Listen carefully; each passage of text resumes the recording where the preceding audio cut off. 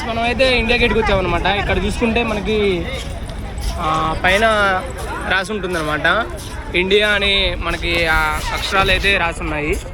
తర్వాత అక్కడ ఇది ఎవరికి డెడికేట్ చేస్తున్నారు అనేది కూడా రాశారనమాట.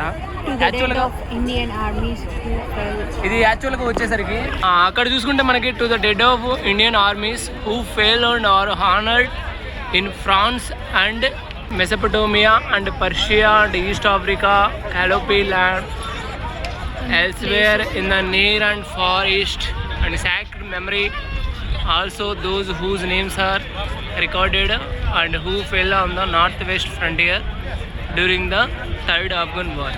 ఫ్రెండ్స్ ఇది వచ్చేసరికి మనకు చూసుకుంటే 1941 నుంచి 1921 వరకు ఎవరైతే ఫస్ట్ వరల్డ్ వార్ చనిపోయారో వాళ్ళు at the same time third Anglo Afghan వార్లో చనిపోయిన వాళ్ళ నేమ్స్ అయితే దీని మీద రికార్డ్ అయి ఉంటాయి అన్నమాట.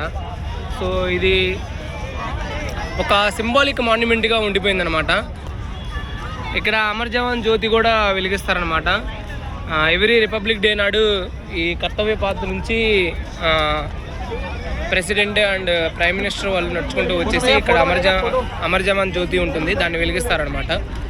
అండ్ దీని బ్యాక్ సైడ్లో మనకి సుభాష్ చంద్రబోస్ గారి స్టాచ్యూ అయితే కనిపిస్తూ ఉంది.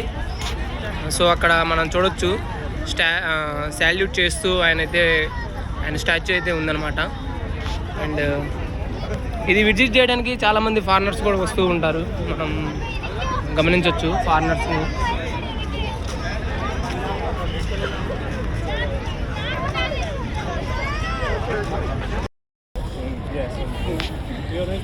వెంకటేష్